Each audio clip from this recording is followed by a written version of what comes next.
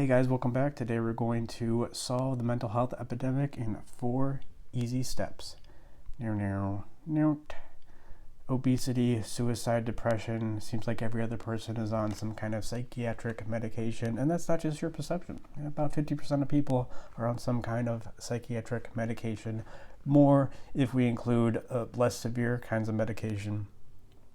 And seems like nobody really knows how to solve this. Well, of course, because it's a huge problem and we take our issues and project them out in society. And I think a lot of things that you maybe perceive are wrong with society right now, that Western civilization is going in a direction that you don't want. A lot of this is the result of our issues, our inability to manage them, and how we manage them in an unhealthy way as a result. Maybe getting stuck to CNN all day, one symptom of this. But these are just symptoms. These are only symptoms of a deeper issue going on. If they weren't symptoms, then we could solve the maybe watching too much CNN issue by simply not watching CNN as much. But of course that doesn't work. If that worked, it would have happened already. So how do we attack the root of this issue in 4 simple steps? I'm going to solve it right now. The first thing that we do is anamnesis. You know what anamnesis is? It's just a fancy word for talking through major points in your life, talking through issues in your life that you've gone through in an honest, open way, preferably with somebody else. The dog doesn't count. The dog may be a good stepping stone, but eventually you got to talk to somebody about what's going on in your life. Just lay it all out there. It doesn't even have to be in some well-formulated narrative format. I mean, it can be, and I think once you get really a good grasp on your psychology and your issues and how to manage them, then it will come out as a well-constructed narrative, let's say hero's journey, Joseph Campbell kind of thing. But just get all the facts out there. What have you gone through? What experiences have you had? Now here at Animus, we do that in a particular way. Not only do we talk through experiences in your life, but emotions.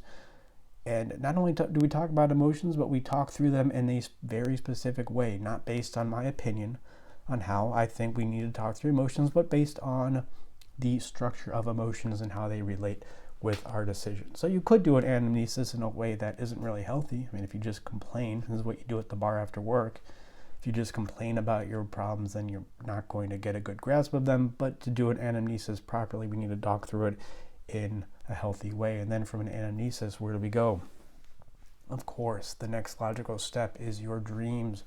We look at dreams, particularly impactful ones or recurring ones, or any dream that you may have had, any dream that you feel may be important to you. We just look at it. We look at dominant symbols in that dream, not what the symbol is apart from you, so not what it is objectively, but what it is subjectively, what it means to you. That matters more in dream analysis. This was one of the main, I don't think one of the main differing points of differing, I guess, between Freud and Jung, but it was one of the points of contention that Jung said, whatever the symbol is, we can look at comparative religion and figure out what these symbols mean, but it matters more what the person thinks it means, specifically how they relate to it. It's just like if you were to see any movie. What does the movie mean to you? Is that objectively what the movie means? No, maybe not, but it doesn't matter. It's all in how we relate with it. We are going to get way more psychic truth, emotional truth out of that than objective truth. We can argue about the objective truth of dreams all day, and I enjoy doing that. But when it comes to helping you manage your issues, it's not going to help, because what do we ultimately do with dreams is, of course, we act on them. What does this dream want you to do? What is it telling you to do? And the real analysis from the dream is to analyze the result from that action that you took based on your interpretation of the dream. Was it an unhealthy action? Maybe. I don't know. It doesn't matter. As long as you take that action and analyze it in an honest way, you're going to move in the right direction. And then once we get good at our dreams and acting on them, then we move on to anima integration, aka integrate our emotions. We use our emotions in a healthy way. We don't tell ourselves, I'm never going to be angry again. No, we say, how do I be angry all the time? How do I get so comfortable with anger that I can be angry all the time? And anybody who meets me, nobody would call me an angry person. They would call me a cool person. They would call me maybe an intense person, a coiled spring like Charles Bronson, but not an angry person. Comes from looking at the precise structure of our emotions, what they are, how they work, again, how they relate with our decisions. We're going to gain a lot of information from our anamnesis and dream analysis to do this. And of course, the dream analysis is going to help us integrate the emotions that much more, keep them right on the surface, and then once we get good, just having our emotions right there beneath the surface of the skin, or maybe right at the surface, so we can use them in a healthy way for actions, for making decisions, for, of course, feeling more alive. Then we can move on to the fourth step of solving the mental health crisis epidemic, and that is, of course, archetypes. Looking at, not, as Carl Jung would say, not only who we are, but what we are. Look at patterns of our behavior. This is not some mystical concept. This is based on observation of what human is. What's my analogy I always use? If prairie dogs had language, what would their archetypes be? It would be a prairie dog that's good at hunting small rodents, and another one that's good at looking out for eagles or hawks that happen to be swooping by. These would be archetypal ways of being if you were a prairie dog. Now we do the same thing with humanity. We look at first who you are. This is what we did in anamnesis, dreams, anima, and emotional integration. Then we use that information to incorporate with the fact of what you are. So just as an example, the thing that I always loved, more than anything back to when I was 15 is philosophy. I mean, that's something that I could just read, I could write about, I could do all day. You never had to tell me to care about philosophy. I just did it. But, it's, at least right now, we live in a culture, we live in a society. I don't think it's necessarily wrong that just nobody really cares about philosophy. There's really not a career as a philosopher. So what do you do? What do you do if you care about philosophy, but you're living in this species that, at least right now, doesn't care about philosophy? Well,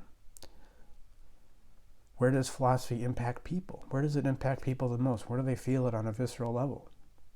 With their problems, with their insomnia, with their obesity, with their depression, with their suicide issues, with their thoughts of suicide.